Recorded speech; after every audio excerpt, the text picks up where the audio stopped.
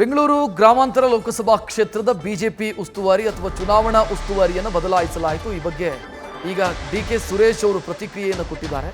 ಉಸ್ತುವಾರಿ ಬದಲಾದರೆ ಯಾವುದೂ ಕೂಡ ಬದಲಾಗಲ್ಲ ಅಂತ ಬೆಂಗಳೂರು ಉಸ್ತುವಾರಿ ಅಶ್ವಥ್ ನಾರಾಯಣ ಅವರನ್ನು ನೇಮಕ ಮಾಡಿದ ವಿಚಾರಕ್ಕೆ ಸಂಬಂಧಿಸಿದಂತೆ ಡಿಕೆ ಸುರೇಶ್ ಪ್ರತಿಕ್ರಿಯಿಸಿದರು.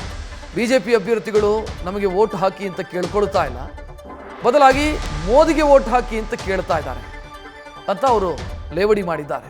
ಇನ್ನು ರಾಮನಗರದ ಜೊತೆ ನಮಗೆ ತಾಯಿ ಮಗುವಿನ ಸಂಬಂಧ ಇದೆ ಅನ್ನೋ ಕುಮಾರಸ್ವಾಮಿ ಅವರ ಹೇಳಿಕೆಗೂ ಕೂಡ ಡಿಕೆ ಸುರೇಶ್ ಪ್ರತಿಕ್ರಿಯಿಸಿದ್ದಾರೆ. ಉಸ್ತುವಾರಿಗಿನ್ನ ನಡೀತಾ ಇರೋದ ಚುನಾವಣೆ ಮೋದಿ ವರ್ಸಸ್ ಅದರ್ಸ್.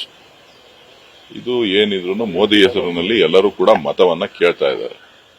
ನಮ್ಮ ಗುರಿ ಮೋದಿ ಆಡಳಿತವನ್ನ ಸೋಲಿಸಬೇಕು ಅಂತಕ್ಕಂಥದ್ದು.